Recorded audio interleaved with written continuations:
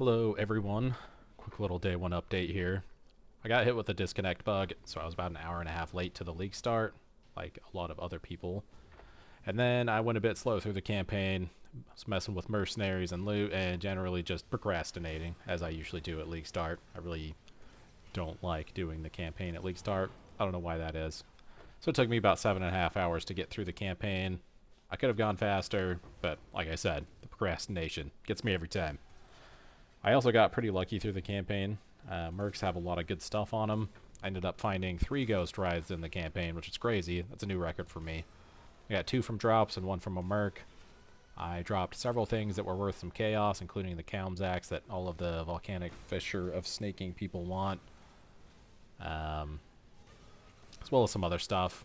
So I decided to go for a bit more of an expensive setup early to get through the campaign and to get through early maps. Part of that was a reverberation rod, and the main issue with reverberation rod is the controlled destruction link. That kills the crit chance of Frost Nova for the most part. So in the POB that I've got posted here, you'll notice that I don't have any crit nodes as of yet. And that's because they'd be somewhat worthless with the reverberation rod, and the rod is giving me enough damage to be able to focus on defense for now anyway. Eventually, I'll swap back to a normal looking tree when I get a 5 link, and when I get past yellow maps. Ghost Ride is also surprisingly good for how cheap it is, even in maps. If you get a 4 link one, it'll really only be good in the campaign white maps and yellow maps, and will probably fall off pretty hard in red maps. You can extend it a bit with a coruscating elixir, some other stuff if you really decide you like the Ghost Ride gameplay. I'll probably just go for a 5 link with armor and energy shield on it and try and get some good rolls. We'll see. I've also got a curse on hit set up with Mark of Submission. I got enough attributes from my passive tree and from my other gear along with resistances, so that helps a lot. I'm ready for Profane Bloom when I get to the 4th lab.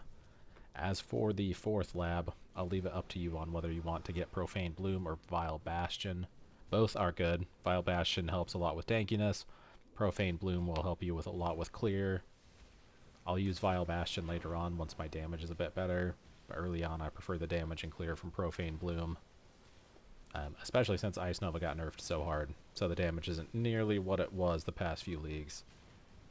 The AoE nerf was as bad as I feared it would be. The level 1 Ice Nova of Frostbolts is basically a melee spell with how small the AoE is. I was comparing it with Frostblink, and I think it has an even smaller AoE than Frostblink. Now that mine is leveled and I have some increased AoE from the power charges, it's not as bad, but it's still pretty bad. I'll figure out a way to get it bigger, even if I have to go back to normal Ice Nova. The damage nerfs are also feeling pretty bad in comparison to what it used to be. However, it's still quite strong. I think it's probably pretty similar with other ice skills now. It's a bit hard to tell since there were so many changes this patch, but it's definitely not bad. It's just worse than it was.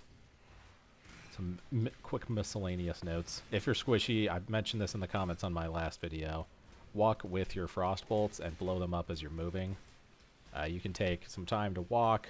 The frost bolts are pretty slow, and then after you cast, after a short delay, there will be an echo from spell echo off of your frostbolt, so you can keep moving and casting in lockstep with that. It'll keep you pretty safe. You'll freeze most things that try and kill you, and you'll kill pretty much everything that tries to charge at you. Projectiles and spells are a bit dicey, so just dodge those, but for the most part, it'll keep you way safer than most other things.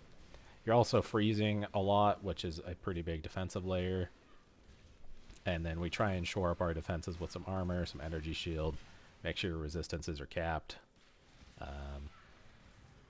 All of that good stuff. A guard skill also helps, but really for the most part it's just armor, energy shield, some life, and resistances for now. Later on we'll get into block and spell block and other defensive layers. But for the first few days of the campaign, getting any of that is pretty difficult. Moving on, mercenaries have some incredibly good equipment at times. I tend to banish the ones that aren't strength/intelligence. So all of the dex ones, I'm banishing all of those so I don't see their stuff. because I want, you know, blue sockets and armor and evasion, or not armor, armor and energy shield. So if I banish the other ones, I can snipe some good equipment from time to time. I've linked my path of building right after I killed Kitava, as well as my current one. I haven't made it all that far after killing Kitava. You don't need to follow my path specifically. You can use it as an example.